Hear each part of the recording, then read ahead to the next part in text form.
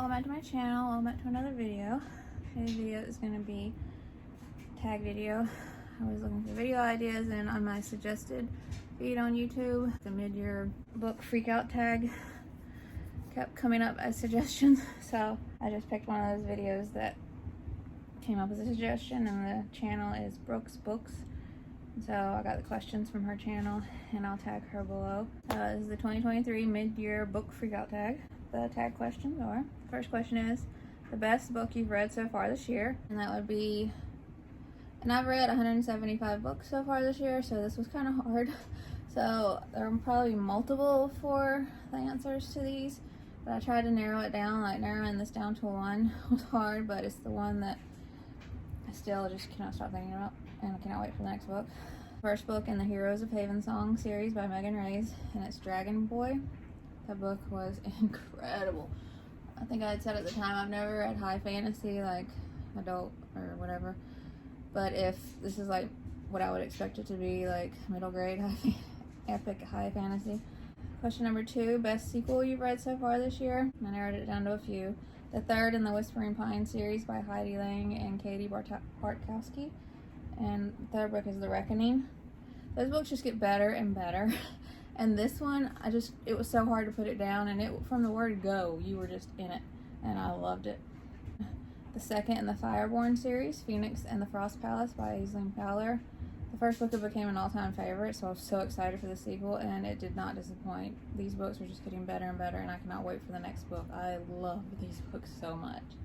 I consider this a sequel because I read in publication order, but it's the first book in the prequel series, so it just depends on how you read. The original series is the Cat Mage Chronicles, almost 5 books by Meryl, Yourish, and she had sent me all of them, and I was surprised at how much I love middle grade cats, so that wasn't surprising. But just to have a cat series, like an animal series, become an all-time favorite was surprising for me, I guess. I don't know why, but just the writing, the characters, it's just, I loved it.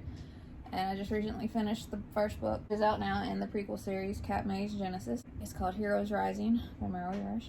And like I said, it's the first in the prequel series. And so it was so great to be back with favorite characters, seeing them before, like the beginning or earlier in life for them, and just seeing how some things came to be, like we're building up to certain things.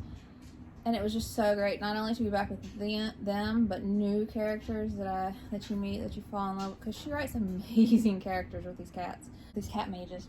And the writing is incredible. Like, I just flew through, like, I'm just so impressed by her books. Like, she is phenomenal. So definitely that. And then number 3 is new release you haven't read but want to. So I narrowed it down to just a couple. The Witch of Woodland by Laurel, Snyder. And then a very recent one, The Hunt for the Hollower by Callie C. Miller. That one the first one is just beautiful and it sounds incredible. And then the second one, when I read that synopsis, I was like, whoa, I want to read this now. Question 4, most anticipated release for the second half of the year. Beast, the Queen, and the Lost Knight by Alexandria Rogers. So I just narrowed it down to that one because I'm pretty sure that's like the most. And the author had sent me an arc of that, so I'm so excited. And it comes out in September. Can't believe I have it, and I'll be reading it very soon. It's the next sequel I have to pick up. I'm like a quarter of the way through one sequel that was sent to me, and then it's the next one I'm picking up, so I'm very excited. Number 5, the biggest disappointment, and I'd say 2 of the Jane Doe books by Jeremy Laughlin, and only because I didn't know not to get. Well, I mean, it shouldn't be that that's something I have to know. No matter where you live, I don't think it should be in the book, but that's my personal belief. The first book in the Jane Doe Chronicles didn't have the Lord's name in vain in it at all. And then it was like she all of a sudden started saying it in the second book, and the author said, actually, no, you must have the US edition of the first. She says it quite a lot in the first book, and the Australian edition. I don't know if that applies, if there's a UK edition too or not. I don't remember, but so I was like, oh, okay. Because in the second book, she said it like, what was it, 30 sometimes? And in the third book, it was like between 15 and 20. I can't remember. It was a lot. That was a big disappointment for me because it just kept taking me out of it. Like, it kept making me so mad and just icky because it was said so much. And I don't recommend books with that in it, but I did change it to I recommend it if you get the US editions. And the third book, I don't think there's a US edition yet, but when there is one, then I would recommend that one. But that was just a big disappointment. So in the future, like, I might just wait for the US editions, because I think I'll just enjoy it so much more. Because like I said, the story is phenomenal. The characters and the humor, just so good. And that just takes me out of it so much, and just, like, I just get mad. I don't know. So, but that was a big disappointment. But like I said, the US editions are not a disappointment. So, if that makes sense. Number 6, biggest surprise. I narrowed it down to From the Desk of Zoe Washington by Janae Marks. It's a contemporary, and that's always a big surprise to me if it becomes like a favorite, and I love it so much and I can't stop thinking about it. When it's a contemporary, that's always a surprise for me, so that's why. Because I flew through this, and it had me feeling all these emotions, and just the writing was incredible, the characters, the story, just so many important things in it. Like, it just hit so many marks for me, and I just love that book. And because it was a contemporary, I was just so surprised. It's always surprising. Like, I know I don't hate contemporary because there's been so many that I have loved, but it's just always surprising when it's a contemporary that I love, if I love it that much. And then The Secrets of Martin House by Megan Cunningham. And the author had sent me this. It's a thick book, which people always act upset if a book's longer than, like, why? If you enjoy reading, like, I don't know. I know everybody's different, but for me, I enjoy something. I want it to be longer because I don't want it to end. Like, when I see a book shorter than I'm thinking, I'm like, ugh. Because then if I really love it, it's going to be over, like, right after I start reading. So I love long books. Yes, especially if they're amazing. So, I couldn't believe how fast I read this because of how thick it was. And it was just so intricate and intriguing, and just the school, the characters, the way the story, everything connected and broke it down, and then each character's different experience. I just loved it. I didn't think I wouldn't like it, but I was just surprised at how much I loved it. Number 7, favorite new author, debut, or new to you. So when I like 3 books or more from an author, then I'll consider them a favorite. And so Renner Barron, I read a trilogy by her, the Maya and the Rising Dark trilogy. Wow. I loved her writing. I just want her to write middle grade only. I know she writes other things, but I just loved it. The humor, the characters, the dialogue, like the story, things I learned about in their mythology, this neighborhood and the family of it. And then Margaret Peterson Haddix. Like, I had so many of her books. So I read the Greystone Secrets trilogy, I think it was. And then I had other solo books by her. Well, one has a sequel coming out soon. And I just loved all of it. So she is definitely a favorite author now because I read so many of her books. And Flora Hitchcock. I had a lot of her books set out for my winter reads. I think it was 3 of them. And I flew through them. They are awesome mystery, thriller-like middle grades, and I just love them. And I have a lot more of her books, and I want to read them so bad. And that reminds me, I need to get those out now. And then also Lauren De Stefano, because I had several of her books, so I read those all in publication order.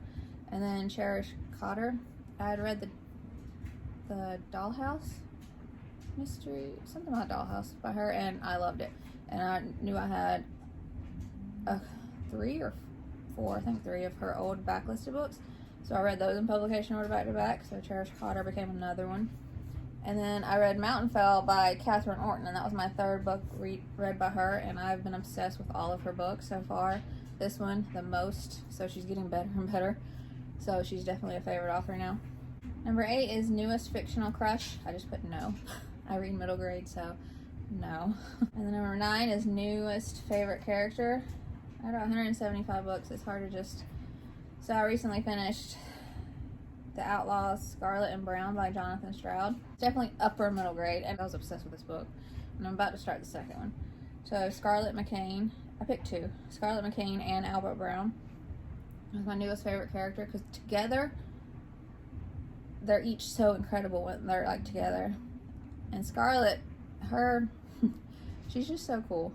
Not the violence that she does, just her, I don't know. There's just one part where she's in a window with a harpoon gun, and they're like, we didn't do it. And she was like, yeah, I guess that'd be me. And she blows a bubble over chewing gum. and she jumps through the window. She's so cool. Then number 10, Book That Made You Cry, Harboring Hope by Susan Hood. And this is a nonfiction in verse. It's about the Holocaust, World War II, and a certain area, well, particularly during the war, and certain people who did so much for the resistance and things that were done. Like I don't see how you couldn't cry reading that book at certain parts. Like when they took Jews from a nursing home, like just so many things. It was my first in-verse book too, and it was just so well done. And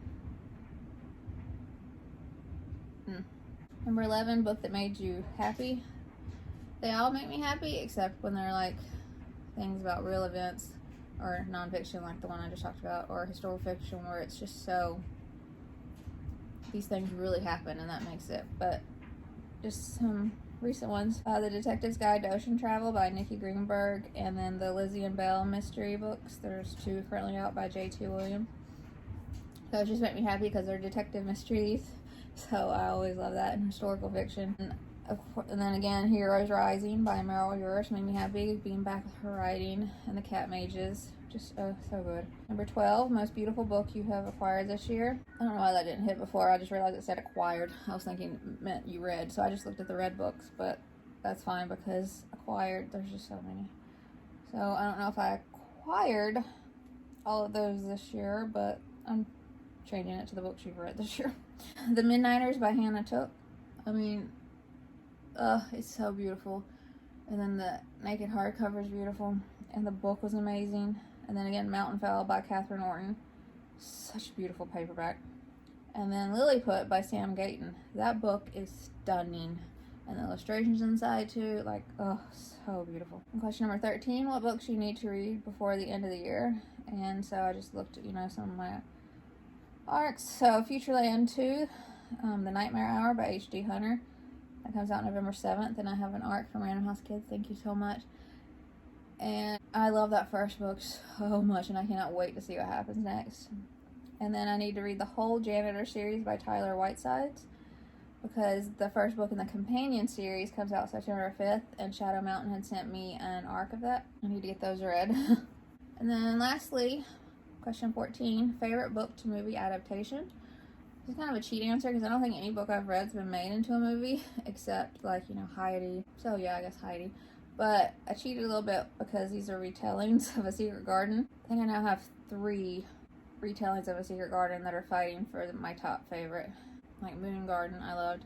I think I read that last year. But anyway, A Bit of Earth by Karuna Reyes. That was so good. So well done. It's more of like a loose reimagining, I'd say. I don't know how to explain it, but it's so amazing. And then The In-Between by Laurel. Oh, that was so good. Had a magical twist to it, aspect that I loved, and it got a little dark, and just so many, and it made me so emotional, and like the grief aspect, and representate like how art or how color represented just so many great, I just can't. It was amazing. Alright, y'all, that's it for this video.